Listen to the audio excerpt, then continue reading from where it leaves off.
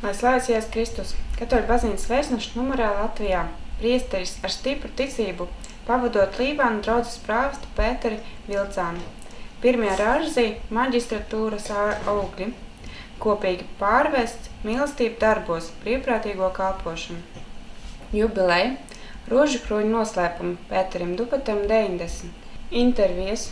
Ierakumos mēs visi esam ticīgi ar katoļu priesteri virslietnantu Ilmāru Kravali.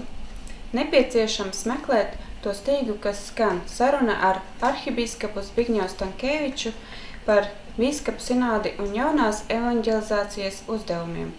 Svētvieta Marienminstere, abatija, vieta garīgumam un mūzikai. Lasītājs jautā, priesteris atbild, ko nozīmē sutana priestera apģērbs. Baznīca pasaulē. Priesteris, kurš jau 70 gadus kalpo vienā draudzē. Ķīnā katoļu konsekrētajām personām jāstudē komunisms. Ticības apliecinājums kopā ar svētajiem Romā. Vislielākā rožukroņu kolekcija pasaulē – ziņas no Vatikāna. Ticība ir vajadzīga baznīcas kopienā. Noslēgums – Biskapu sinode par jauno evanģelizāciju.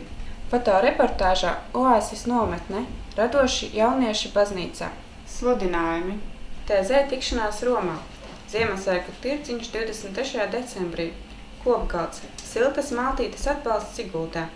Nebaidies uzdrīkstēties Karitas Latvijas 1. līmeņa brīvprātīgo apmācību seminārs. 11. novembrī Rīgas Svētā Alberta draudzē darbību uzsākas Labā gana katehēze.